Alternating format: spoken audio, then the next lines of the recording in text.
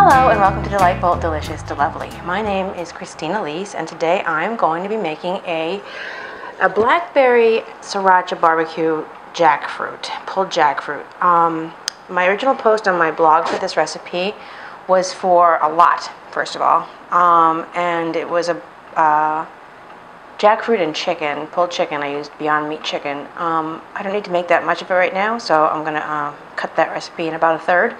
Also, that was the original recipe is a slow cooker recipe, which may interest you. I'm not doing it that way today. I'm going to do it in this pan.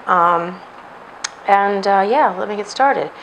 I have waited for a while to do a jackfruit recipe because I kind of feel like that everybody's hip to it, and the market sort of is a glut of jackfruit recipes. But I'm in the mood for it. I'm going to make it, so why not share it with you? The result can be made into many things. I'm going to start here with about a tablespoon, a teaspoon of olive oil. Let that heat up. When I had made that gigantic batch of it in the slow cooker that time, I made pulled jackfruit sandwiches, like a sloppy joe, like pulled jackfruit sandwich. I made tacos. I made it with a pasta, and I made it on a pizza. So it's got a lot of ways it can be reinvented.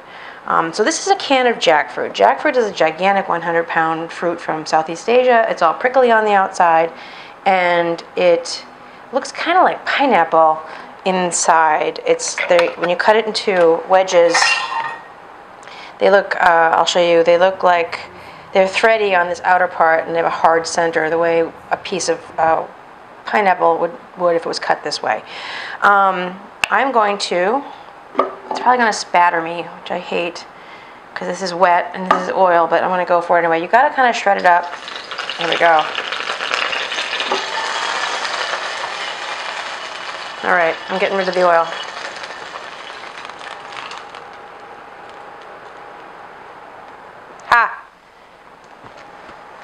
So, there's a minuscule amount of oil left in that pan. I just don't want to get fried by oil. So I'm breaking up the jackfruit with my fingers, shredding it up into shreddy, thready things like that. There are these weird seeds in here that look like white beans. They kind of give away the visual. I don't like them visually. They give away that it isn't in fact pulled pork, but apparently I think I read somewhere that they're really nutritious. They don't have a taste. There's nothing wrong with them. They just kind of spoil the visual if you're trying to fool somebody that in fact they're eating a meat dish. You want to get your jackfruit you want to get young jackfruit in brine or in water. I would say water because brine is just salt. Who needs extra salt? Because it also sweetens and becomes, I guess, like a pineapple, and they can it in syrup. You do not want that. I read somewhere, I've never had it, but I read somewhere it tastes like juicy fruit gum. That would not be a good component in a faux pulled pork or pulled chicken dish. So yeah. I discovered a new drink that I'm a fan of. It's a combination of gin and what's it called? Saint Germain's, a sweet liqueur. That's it right there. It's pretty tasty, I might say. I must say. All right, there's a little bit more of this, and I'm almost done breaking this up. Now, my original recipe for this, I used blackberry jam. I don't have any blackberry jam today, so rather than blackberry jam, I'm going to use this farmhouse chutney I have. Any black jam will work, except for grape. I wouldn't use grape jam in anything. I wouldn't even use it in a sandwich. Grape jelly is gross. But any blackberry, raspberry, blueberry, any kind of a dark jam adds a nice level to this. All right, let's see. And it's not really critical that you get all the ingredients here. You needn't have all of them. You needn't use as much as I say of each of them. It's kind of a very forgiving recipe. In fact, if you're feeling super lazy, you could just cook this in your favorite pre-made barbecue sauce and just say fuck it and be done with it. To this, I'm going to add about what amounts to about 1 or 2 cloves of garlic. I'm going to add 2 teaspoons of apple cider vinegar. Call that 1.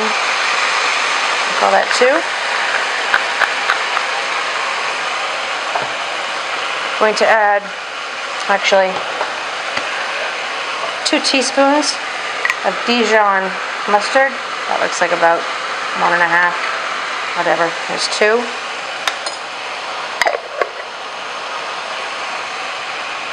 I'm going to add, what's next, a little soy sauce. I'm going to add, a couple of dashes of soy sauce, or tamari, or amino acids, liquid aminos. I'm going to add a couple of splashes of vegan Worcestershire sauce. Stir that around a little bit.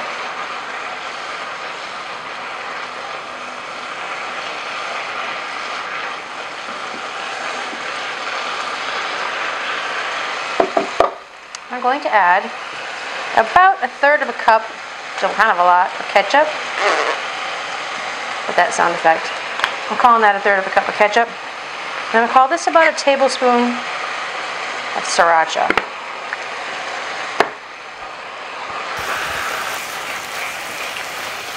Oh, you know what I forgot? I need to add some molasses to this, and I don't have it here. I shall return. I'm back with molasses. I'm going to add about, I don't know, a teaspoon or so of that. If you don't know, favorite sort of trivia question I have to torture my friends with my incredible dorkiness is to ask them what they think the ingredients of molasses are. And the ingredients of molasses is molasses. Molasses is in and of itself a thing. It is a byproduct of the production of sugar. So it's just, that. There are no ingredients. It's a thing. It's a base ingredient itself. All right. You could add a little bit of dark beer to this. I don't have any dark beer, and I'm not going to bother with it. I don't want to waste a nice light Modelo in here. So, okay. Now I'm going to add the chutney. It's not going to. I'm going to add. How much chutney am I going to add? I'm going to add about a tablespoon of it for sweetness. I wish I had a darker jam, but I don't have any dark jam in the house. Dark jam would be better. It'd also give it a darker color, that nice rich color. All right, I'm going to add some spices to this.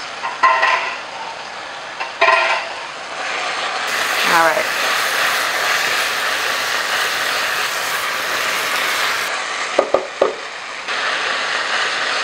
Now I'm going to add, basically, I probably don't need the sugar because I have so many sweet things in here already, molasses and the, what else, the chutney. But I'm going to add, maybe half a teaspoon of brown sugar in there.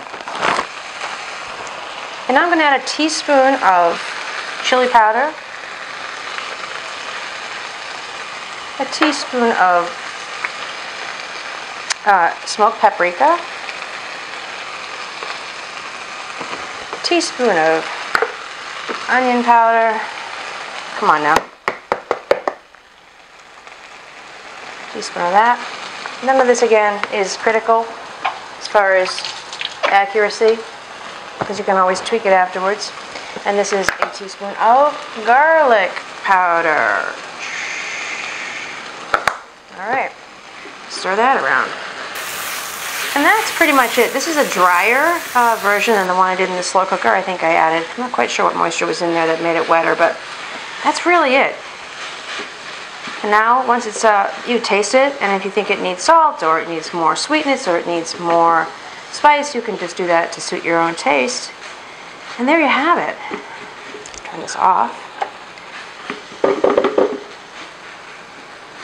That is my Blackberry jam and Sriracha barbecue pulled pork or pulled chicken. 601. Call it whatever you want to call it. I'm going to steal a little taste out of here and see what it tastes like. Burn myself, watch. Ooh, it's hot.